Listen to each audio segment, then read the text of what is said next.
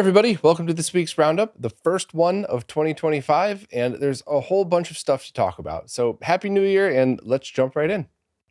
First up, the original Game Boy game Mega Man World 4 just received a full coloration patch, which was done by pixel artist Kenzu Williams. So this is a full DX version that will allow it to be played in color on Game Boy Color consoles or Game Boy Advance or emulation or whatever else. And also, coder Mark Max has also implemented an NES-style pause screen and removed all instances of frame rate slowdown, which is kind of nuts because anytime you reduce slowdown, there's a lot of stuff involved in that. So this is absolutely awesome. If you're a fan of the Mega Man World 4, now this is no excuse not to play it. Check out Donald's post for links and where to get everything. But this is cool. I've always loved the Mega Man games, even though anybody who's seen those live streams I did knows I'm not very good at them, but they were always fun to play. And it's cool to see this one in a good color patch with some other enhancements. Next up, Star Fox 64 has just undertaken a full decompilation from the same team that did other games like Ocarina of Time and Majora's Mask. And now it's available to be played on PC, which would allow you to render it at higher resolutions and higher frame rates. The game's being called Starship Centauri Alpha for all the obvious reasons. You can't really send it around as Star Fox and not expect it to get taken down from places, but it doesn't come with any of the original game's copyrighted material, obviously, so you still need to grab your Revision 1 USA version of Star Fox 64, but it seems like a very easy process, and then you could be able to run it on many different things. It's been showed off on Steam Deck, I believe, and of course, different PC setups, and it looks really, really awesome. So check out Alex's post for more info, links on where to get it, and of course, a video demoing exactly what it looks like, which is really, really impressive. Next up, the homebrew game Sonic Robo Blast 2 was recently ported over to the Sega 32X, which is a pretty big accomplishment if you consider the hardware that's in there. So the story behind it is SSN Tales, the retired co-creator of Sonic Robo Blast 2, and Saxman, the founder of the Sonic ROM hacking community, decided they wanted the Sega 32X to have its own Sonic title. So they used Vic's Doom 32X resurrection code and platform and framework in order to make this happen. Now, it had to fit into 256 kilobytes of memory in order to fit within the constraints of the 32X. So a lot of the textures had to be dropped in resolution, and it certainly isn't going to be running at 60 frames per second. But if you take all that into consideration, it still looks really good, and it's such an impressive thing to see. So if you want more info, check out the video by Mateus Baez. I asked him to write this post as well because I wanted all of the good info to come directly from one of the people who knew the most about it. And there's some more info in the post as well if you're interested in the history of it. But this thing is really cool, and it's still a work in progress, so there's still going to be more done to it. But it's just really impressive to see running on a 32X. I guess this is the week of homebrew ports because here comes another really awesome one. Gabriel Pyron, Tiago SC, and musicians Inglebeard and Vector Orbitex have ported the SNES version of Batman Returns over to the Sega Genesis. And at the moment, it's a demo, but it still looks and sounds absolutely excellent. So this is just one of those things that's very fun to see, and it's always really cool, in my opinion, to hear what these games sound like on the Sega Genesis hardware. One of my favorite things to listen to every now and then in this category is people who took the Super Metroid soundtrack and ported that over to the Genesis and programmed it through those chips. So instead of samples, the chips themselves generate the sound, and it came out really good, as did this as well. So the goal was to bring the essence of the original, taking advantage of the Mega Drive's graphics and processing power, making the game closer to an arcade-style experience. They made the tech demo to test out various concepts and fulfill a dream they had as a teenager, to receive a port of Batman Returns for their favorite console. They don't intend to finish the game, but the good results they get here would be used in future projects. So that's awesome. I mean, I think it's this is just one of those things that if it just always stayed a demo, it's still really cool to see and kind of a fun thing to experience. So if you've never played Batman Returns for SNES, maybe play that for a couple of minutes and then play this one. And if it's one of your favorites, absolutely figure out a way to play this. Software emulation, Mr. Original hardware on ROM carts, whatever. Definitely check it out. And if you want to give it a try, the project's itch.io page has all the links. So thanks to Alex for covering this. Now it's time for this week's Mr. Updates, care of Lou from Lou's Retro Source. As usual, I'm just going to skim through these and give my thoughts where I feel like it, but if you want visual examples and a lot more details, please check out Lou's video. First up, a core was just released that implements a VT52 compatible terminal emulator. And essentially, this is a 1975 terminal that would connect to a mainframe. And I think this is a perfect example of the preservation aspect of the Mister project, because I don't think many of us are going to be firing this up and using it for anything.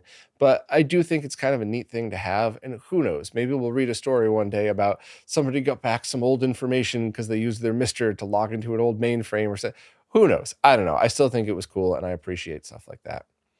Next up, Mr. Multisystem 2 prototype boards are now assembled with components and boards, and testing has begun. It looks like SDRAM tests were successful at 160 megahertz, and some basic tests of the Game Boy and 486 cores were shown off. The board also has a full-sized SD card slot instead of a micro SD card, plus there'll be internal mounting and connections for SSDs or other mass storage devices.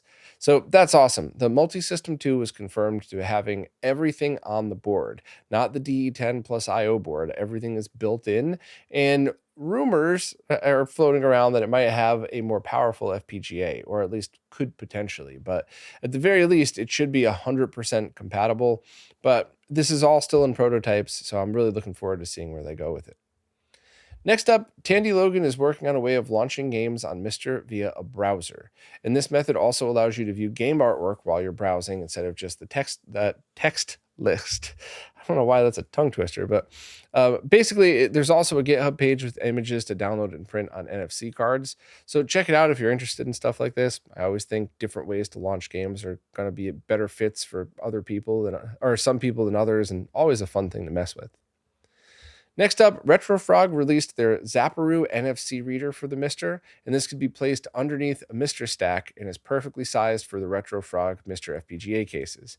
And since it's using USB, it doesn't need to be placed underneath. It could be kind of placed anywhere and used with any Mister setup. It just kind of looks nicest stacked there. Lou has pictures of it in the video. They also showed off a Zapparoo Micro that could be used as a top-loading NFC reader on a RetroFrog setup. That was only a prototype, though, so maybe chime in on social media if that's something that you want to buy.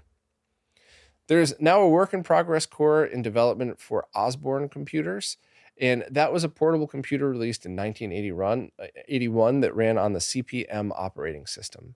So it's kind of another fun preservation-y based one. I think there were text-based games developed for it, but it couldn't really run anything else. So that's just kind of a more fun one. There's also another computer core that's a work in progress for the Commodore Super Pet that's being developed by Tech Cowboy that's based on the current Commodore PET core. And that was a computer designed for teaching programming. So that's kind of cool. Next, Hotego posted a beta for the arcade game The Fairyland Story, and that's a single screen platformer where the goal is to clear each screen. And this is a beta, so as always, beta testers are Patreon subscribers, but they will all be public at some point.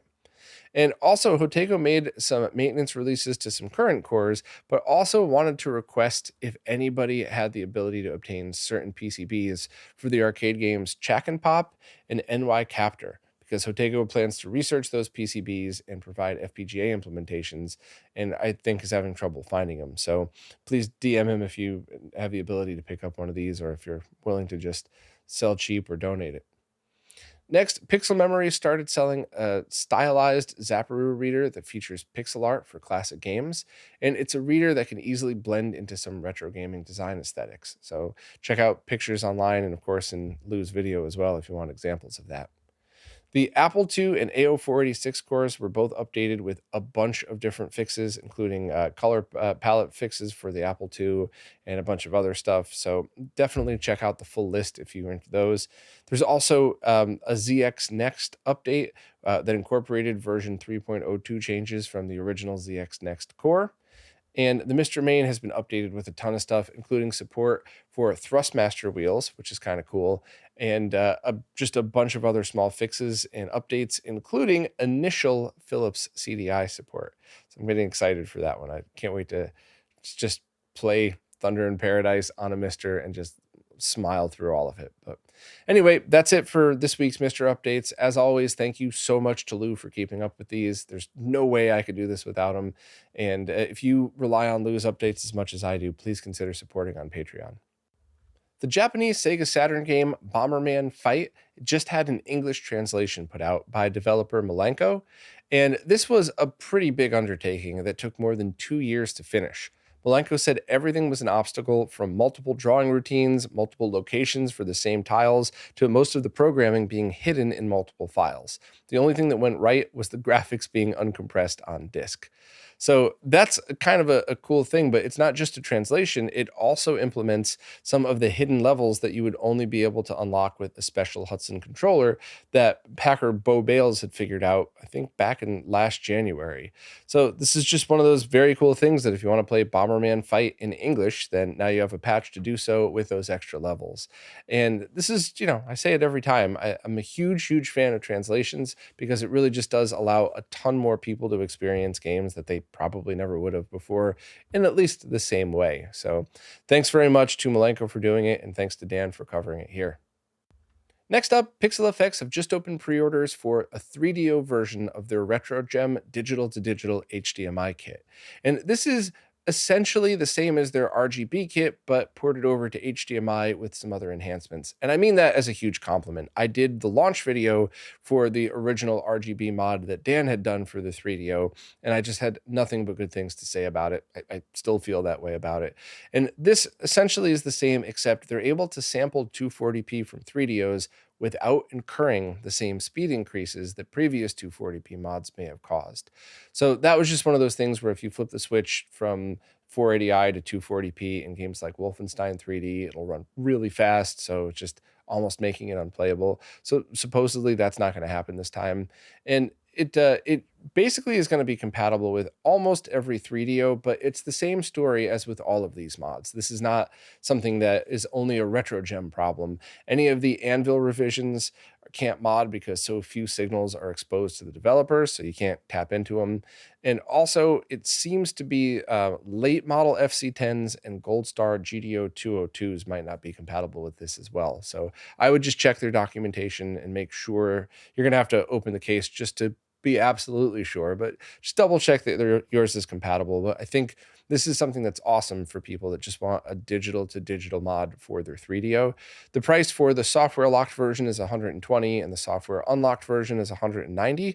And that just all depends on what you have. If you already have a scaler that accepts HDMI input, there's no reason to get any of the software updates. But if for whatever reason the only console you have HDMI modded is this one and you don't have any other retro consoles, then yeah, just get the more expensive software unlocked to get it to higher resolutions. But this is pretty cool. I'm always a fan of seeing different mods for this. And if somebody could get a reliable digital to analog converter out there, then that would mean that these mods could also be used for component video and for RGB as well. There was a member of the community working on one and all progress halted, but it was basically one that guarantees that you could work with 240p.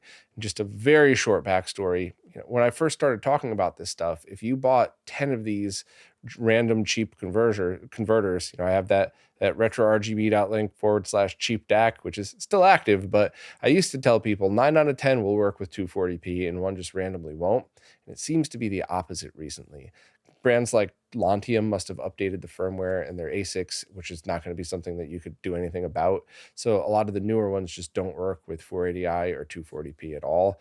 So hopefully we could figure out how to get some of those out there to people, because stuff like this would be perfect. Because even if you don't have an HDMI scaler now and you just want to use it on your CRT, this would be a great way to have the best of both worlds built in, so you don't have to do the RGB mod. But that's just me wishful thinking, and I guess that's not even RetroGEM specific. That's just, I really want a good, decently priced DAC for retro gaming. But anyway, if you want the RetroGEM, check out the links and see if it's something that'll work with your 3DO. Next up, developers Frogbull, Stefanos, and Falco Gurgis have just released Grand Theft Auto 3 on the Sega Dreamcast. Seriously, there's what they're calling an alpha version, but it seems a lot more stable. Seems more like a beta version available now if you want to check it out. And this was obviously a pretty big undertaking and kind of a big deal, because fans of the Dreamcast back in the day missed out on a lot of releases that were PS2 only, because I mean, everybody knew the platform was dying even before they officially announced it. So I think a lot of developers kind of skipped it, but this is a very cool way to experience what that would have been like.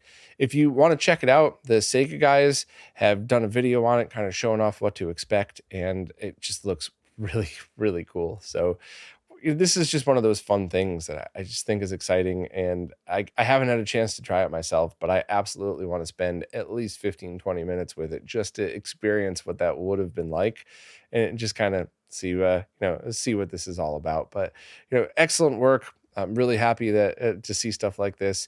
And also check out the Sega guys video. But anybody friends with the Sega guys, they seem to make very good videos, but they seem to be using that terrible scaler that I can't stand. Maybe we could figure out if somebody near them has a spare and we could get that over to them, like a spare Tink 5X or something. Let me know in the comments. I could work with people. Maybe we can get it sponsored. But I like their channel. I just don't like their scaler. So maybe we could solve that problem by getting them one. I don't know. I like doing stuff like that. So I'm not shaming them for the scaler, by the way. I'm trying to offer to figure out how to get them one, but the scaler does suck and they shouldn't be making videos with it. So let's see if we can do. Anybody lives sort of near them and willing to sell an older scaler cheap, we could get it sponsored and figure that out. But anyway, check out Pat's post on GTA 3 and the Dreamcast for lots more info. Next up, Mike G has just announced that in about 2 months, a cheaper version of the RetroTINK 4K will go on sale. He's calling this the RetroTINK 4K CE, and this is not some shady software locking of the 4K Pro. This has a smaller FPGA in it and a cheaper remote control, but overall it's the same motherboard, the same inputs, the same injection molded shell, just a different color, but a smaller FPGA in order to save cost. And it is by no means cheap at $475, but that's still a third cheaper than the Pro is. And the differences between the two will completely matter on your setup and the type of games that you play.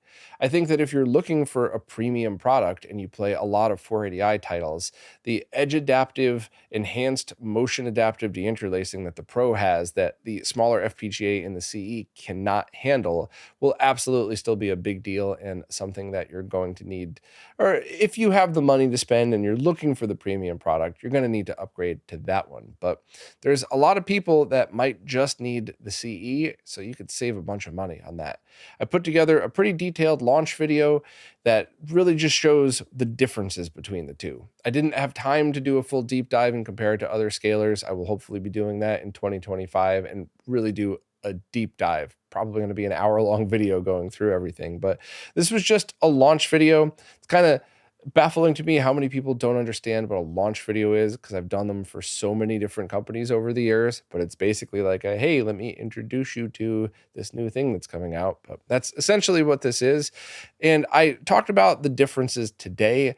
Going forward, the CE will get every single firmware update and feature update that its FPGA can handle. So no software locking of anything. If the FPGA is powerful enough to run it, then it will definitely get the feature. Now, Mike has been teasing CRT beam emulation that was created by Mark from Blurbusters, and I'm 99.9% sure that there's no possible way that could run on the CE's FPGA. So that looks to be incredible. I've been talking to Mark behind the scenes for a long time, and I'm really excited about this. But stuff like that, you're going to only be able to see on the Pro, once again, because it can't run on the CE. So I know I sound like I'm just repeating myself, but I just want to be very clear for anybody that's commuting, half paying attention to all this stuff. This really is just a way for more people to have the same rock solid platform as the Pro, just over a third cheaper, not $750, $475. But the 5X is still out there, and Mike said that the Tink Mini will go back on sale pretty soon. The part shortage completely killed that product, and I think Mike was able to have some more made. So I'll cover that again in a week or two whenever they come back on sale. But I just wanted to mention the Mini to make the point that Mike's not out here trying to price gouge everybody. The Pro has basically stayed the same in price forever, even though inflation happened and everything else. I'm sorry, the 2X Pro, not the 4K Pro. But I guess that too. Mike's products are all about the same price, regardless of inflation and everything else that's been happening. So this is just, I think he's really trying to cover the full price curve for everybody. I know there's a lot of people out there that would love the Pro, but don't have that much money to spend, which is totally fair. But just check out this video and see the differences and see what you think. There's a very good chance that you're going to go, I don't think I'd ever use most of those features anyway. But there's probably an equal chance that you're going to go, no, that's a deal breaker. I really was looking forward to this. I'll just keep saving my money. But please check out the launch video. And as soon as it comes up for sale, I'll, of course, mention it, post on social media, all that happy stuff. But it's cool to see. I'm glad that he did this. And I do truly think that people who bought the Pro, I think 99% of them will go, oh, yeah, I guess I wish I could have saved a little money, but I'm happy I got all those extra features. I don't think anybody's going to get bummed out or accuse it of being an early adopter or anything like that. You're still getting a more powerful thing that does everything that it was promised and a lot more. There hasn't been anything promised for the 4K Pro that hasn't shown up yet. So I think that people who spent the money on those definitely still feel like they made a great choice. And, if you decide, oh, hey, I don't really use any of these extra features, you could always sell it and pick up one of these and just make a couple bucks back on it. But I don't think I see very much of that happening. I think most people knew exactly what they were buying, the BVM of scalers. They want to spend extra money because they want to treat themselves to all that extra power. So check out the launch video, see what you think, but I think it's pretty awesome. I don't mean to end the first roundup of 2025 on a sour note, but one of my favorite spots on the planet, Brooklyn Video Games and Arcade, just announced that they're probably going to have to close in March. And I would really like to see that not happen. And I know this is gatekeeping, favoritism, all those things everybody always accuses me of. I wish I could help spread the word on every store that's closing, and I wish I could help everybody, but then every roundup would just become that. But this is a place that's very special to not just me, but RetroRGB, because Steve, the owner, and basically the whole crew that hangs out there have been absolutely instrumental in growing RetroRGB. And if I didn't meet that crew, years ago and have them introduce me to a lot of the stuff that they do, I could have never grown RetroRGB to where it is today. So seeing it close makes me sad. It makes me feel like part of what I do is closing. So they have a Patreon, and also Ariel from Artistic Pixels is doing a t-shirt sale and giving pretty much all the profits to the shop. So if you want to rock some awesome Brooklyn Video Games merch, I have my shirt and my tank tops, which for a fat guy, it's always nice but funny looking. I always wear those. I'm proud to rock the merch, but I also am happy to support on Patreon because you get things like they're going to be posting trade-ins right away, so you get first dibs on anything, and they'll ship basically worldwide. So it's not like you have to be a New Yorker to get the trade-ins. So if you get any of the cool, or if you're interested in any of the cool and rare stuff that they often get in, that's certainly a bonus. And Steve said he's going to be posting all the different live streams and events they do on Patreon here as well. So if you're a supporter, you could always just know what's going on, and you could click on the streams, check out the amazing tournaments that they have going on there. And this is one of those places that I always talked about. When you walk in the door, everybody feels welcome. It's one of those things where if you walk in the door and you don't talk to anybody, everybody leaves you alone. If you walk in and you want to hang out and you want to join any of the tournaments that's going on, that's cool. You pay your entry for the tournament, sit down, and you're just treated like one of them immediately. And it's just one of those places where, like, I don't know, I've talked about it so much over the years that I feel like everybody who listens to this podcast probably already knows, but I just want to go a little farther with it because this is just one of those things that I always felt that the shop was great, but the equipment they have there, they bent over backwards to make sure it was absolutely top tier. So you get to experience a ton of CRT-based arcade machines, no jamming crappy 16:9 LCDs and stretching it on an emulator to play. Like, this is the real experience when you're going in.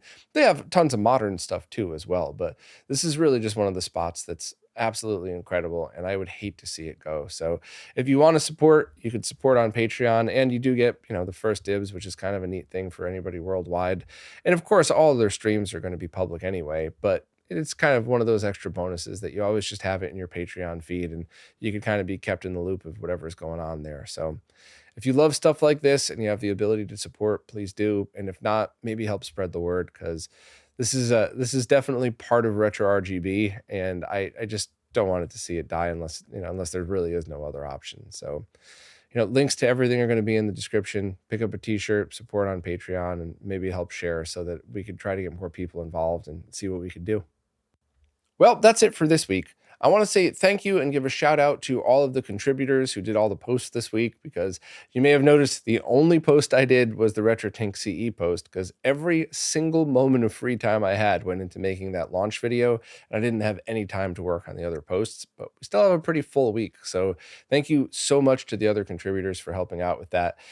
My life has been a little crazy lately, so to do a video really just takes every single ounce of time and energy, and I'm really happy that I got to do that as well. Also, I left the camera up for when I shot the me shots of the video, so there are a bunch of people over the past couple of months who've commented that they didn't like the look of the weeklies, and just a kind of a fun nerdy one. I have a Sony ZV-1 camera that I use kind of as a spare, but also to do the slow motion shots that I like to do sometimes when doing lag testing. But the app that you use to control it when plugged into a PC is just awful. You still need to touch the camera at all times. And when I use my GH5 camera, the one that I'm using right now, all I have to do is connect it with the USB cable, and every single functionality that you have on the camera is right there with a click. So I could set focus, white balance, and all of that other stuff just by clicking a few things. It takes like 15 seconds. So, if anybody has a broken GH5 that they want to sell me, something with like a cracked case, body only, broken LCD screen, I would love to buy that and just use it to mount there permanently, and then take mine back down so I could use it for all the other stuff. But with the setup I have now, it takes forever to remove that camera, put this one back, and everything else. And I'm still glad I got the ZV-1. It's different. It's not exactly meant to do what I'm doing it with, which that's how you would explain most of the electronics I have. I try to push them to do things they weren't designed to do, but whatever. So anyway, as always, thanks to everybody who watches, listens, plays nicely in the comments, and especially thank you to anybody who supports in any way, because there's no chance I would have made it this far without you. So thank you so much, and I will see you next week. This week's Roundup is brought to you by Neo Paradigm Entertainment, connecting Southeast Asian influencers with opportunities in the West.